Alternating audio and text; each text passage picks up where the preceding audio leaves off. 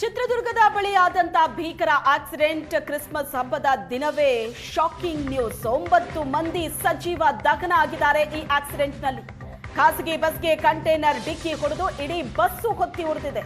9 ಮಂದಿ ಸಜೀವ ದಹನ ಆಗಿರುವುದು. ಘಟನಾ ಸ್ಥಳಕ್ಕೆ ಎಫ್ಎಸ್ಎಲ್ ತಂಡ ಭೇಟಿ ನೀಡಿ ಪರಿಶೀಲನೆ ನಡೆಸಿದೆ.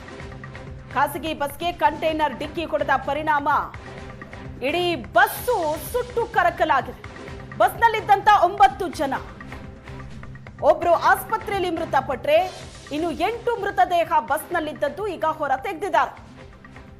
ಗುರುತು ಸಿಗದ ಮಟ್ಟಿಗೆ ಸುಟ್ಟು ಕರಕಲಾಗಿದೆ ಮೃತದೇಹ. ದೃಶ್ಯದಲ್ಲಿ ನೋಡ್ತಾ ಇದ್ದೀರಿ, ಇದು ನೇರ ಪ್ರಸಾರದ ದೃಶ್ಯ. ಅಪಘಾತ ನಡೆದ ಸ್ಥಳದಿಂದ ಲೈವ್ ದೃಶ್ಯಗಳನ್ನ ನೋಡ್ತಾ ಇದ್ದೀರಿ ನೀವು. ಒಂದು ಕಡೆ ಬಸ್ಸಿನ ಒಳಗಡೆ ಇದ್ದ ಮೃತದೇಹವನ್ನ ಹೊರತೆಗೆಯೋ ಕಾರ್ಯಾಚರಣೆ, ಏನೇ ಉಳಿದ ವಸ್ತುಗಳ ಪರಿಶೀಲನೆ ಕೂಡ ನಡೆಸ್ತಾ ಇದ್ದಾರೆ. ಅದರ ಜೊತೆಗೆ ಕಂಟೈನರ್ ಮತ್ತು ಬಸ್ ಎರಡನ್ನೂ ಕ್ಲಿಯರ್ ಮಾಡಬೇಕಾಗಿದೆ ಈಗ ಸ್ಪಾಟ್ ಇಂದ.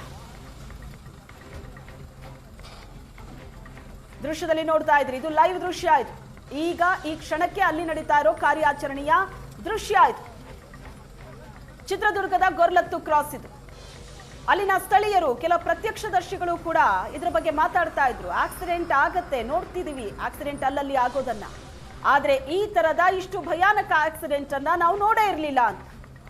9 ಜನ ಸಜೀವ ದಹನ ಆಗಿರೋದು, ಸುಟ್ಟು ಕರಕಲಾಗಿದ್ದಾರೆ. ತಮ್ಮವರು ಅಂತ ಕುಟುಂಬದವರೇ ಗುರುತು ಹಿಡಿಯದ ಮಟ್ಟಿಗೆ ಮೃತದೇಹಗಳಿದೆ. ಅಪಘಾತ ನಡೆದ ಸ್ಥಳದಿಂದ ಲೈವ್ ದೃಶ್ಯಗಳನ್ನ ನೋಡ್ತಾ ಇದ್ರಿ.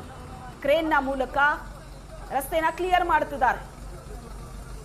2 ತಾಸಿನ ಹಿಂದೆನೆ 30 ಕಿಲೋಮೀಟರ್ ಟ್ರಾಫಿಕ್ ಜಾಮ್ ಆಗಿತ್ತು. ಈಗ ಒಂದು ಸಲ ರಸ್ತೆ ಕ್ಲಿಯರ್ ಆದ್ರೆ ಸ್ಲೋ ಮೂವಿಂಗ್ ಸ್ಟಾರ್ಟ್ ಆಗತ್ತೆ. ವೆಹಿಕಲ್ಗಳು ನಿಂತಲ್ಲೇ ನಿಂತಿದೆ 30 ಕಿಲೋಮೀಟರ್ ತನಕ. ಈಗ ಇನ್ನೂ ಜಾಸ್ತಿ ಆಗಿದೆ ಟ್ರಾಫಿಕ್ ಜಾಮ್.